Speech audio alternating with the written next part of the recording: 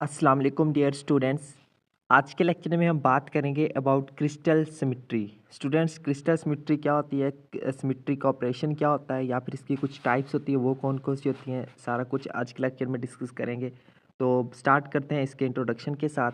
The fundamental property of the orderly arrangements of atoms found in crystalline solids is called crystal symmetry. तो crystal symmetry क्या कहलाती है, ये हमारे पास वो एक फंडामेंटल प्रॉपर्टी है, ठीक है।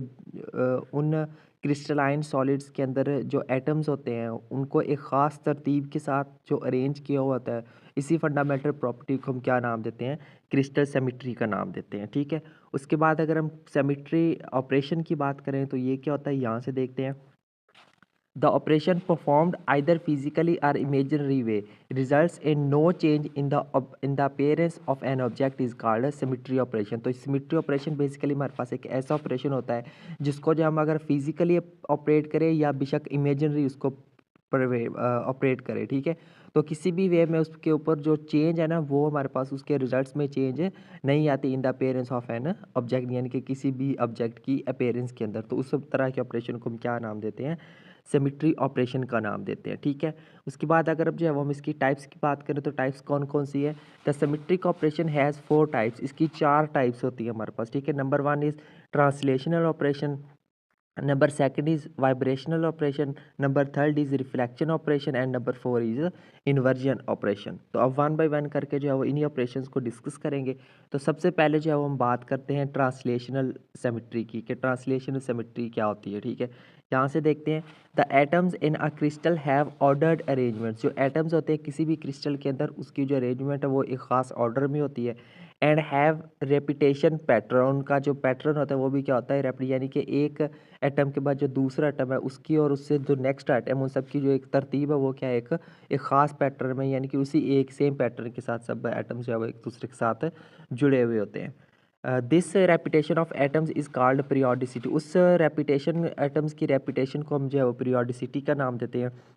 The periodicity means atomic distance is repeated. तो पीरियोडिसिटी से मुराद यही है कि अगर एक एटम यहाँ पे है, दूसरा यहाँ पे है, तो तीसरा भी जितना डिस्टेंस इन दोनों के दरमियान है ना, उतना ही डिस्टेंस अगले एटम के दरमियान भी होगा, उतना ही डिस्टेंस अगले एटम के दरमियान होगा, ठीक है। तो ये जो है वो उसका मुराद है, पीरियोडिसिटी से का मतलब है, ठीक है। आगे जी, the repetition of atomic distance is called translational symmetry of crystal. तो इस यही जो हमारे पास जो उन एटॉमिक डिस्टेंस की ये जो रेपिटेशन है, इसी को हम क्या हम नाम देते हैं, ट्रांसलेशन सिमेट्री ऑफ क्रिस्टल का नाम देते हैं, ठीक है।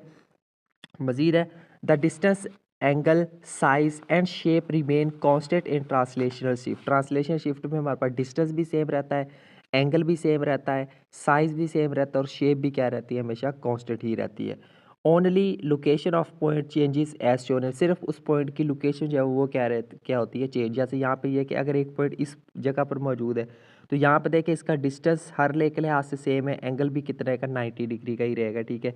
उसका साइज़ भी यही रहेगा, सिर्फ क्या है उसकी लुक। अगर हम इसी पॉइंट को अगर हम इस जगह पर ले आए, तो यहाँ पे भी देखिए इसका जो साइज, जो डिस्टेंस है वो भी इक्वल रहेगा, एंगल भी इक्वल रहेगा, ठीक है। क्या होगी, सिर्फ पहले यहाँ पे तो तब क्या है, यहाँ पे आ जाएगा, क्या होगा, सिर्फ लोकेशन चेंज होगी बस, ठीक है।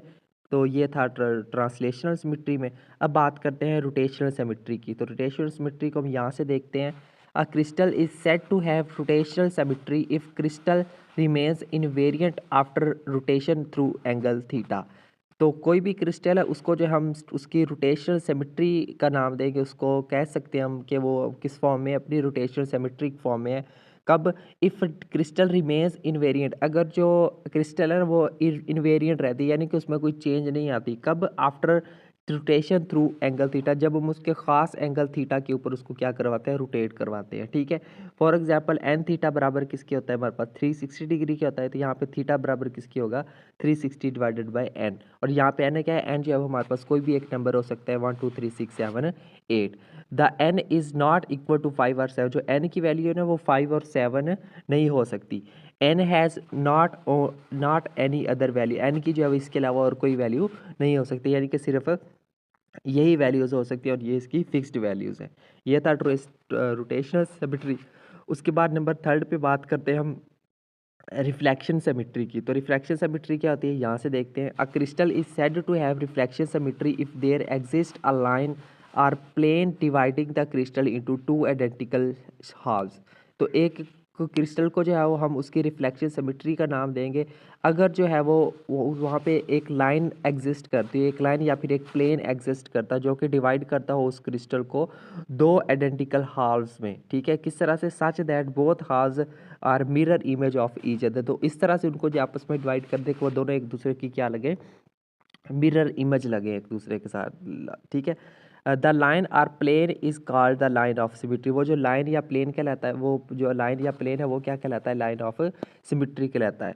Some examples of reflection symmetry. ठीक है, वो एग्जांपल्स यहाँ पे शो नहीं की गई। ठीक है, तो वो आप मैं दिखा दूंगा मजीद।